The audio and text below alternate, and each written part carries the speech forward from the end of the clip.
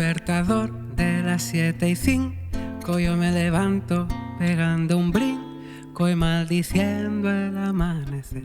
Se pone en pie y eso que es domingo, los jubilados juegan al bingo y salgo a ver si con suerte me extingo.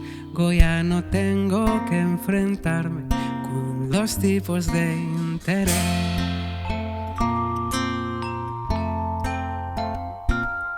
Y voy abriéndome paso entre las legañas y discutiendo con una araña. Se me hace tarde por quinta vez y en lo que va de semana pierdo el metro y pierdo las ganas de cambiar el mundo esta mañana. Se me enfrían las tostadas y se me amarga el café.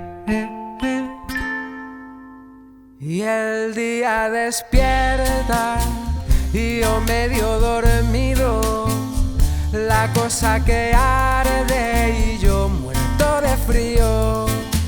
Las calles me brindan su roto y su descosido. Voy deshilachándome el corazón, deshilachando el corazón mío.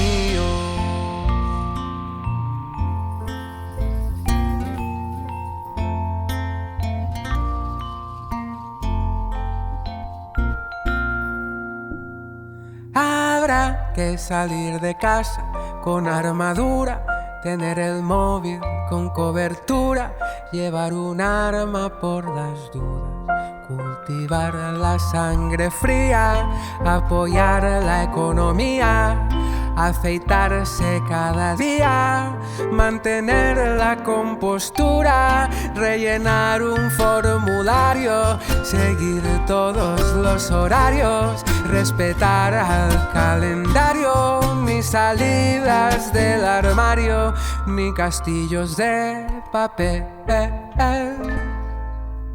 Y el día despierta y yo medio dormido, la cosa que arde y yo muerto de frío.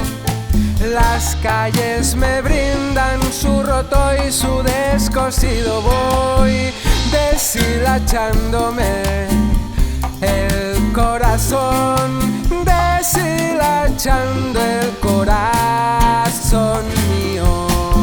Y el día despierta y yo medio dormido, la cosa que arde y yo muerto de frío.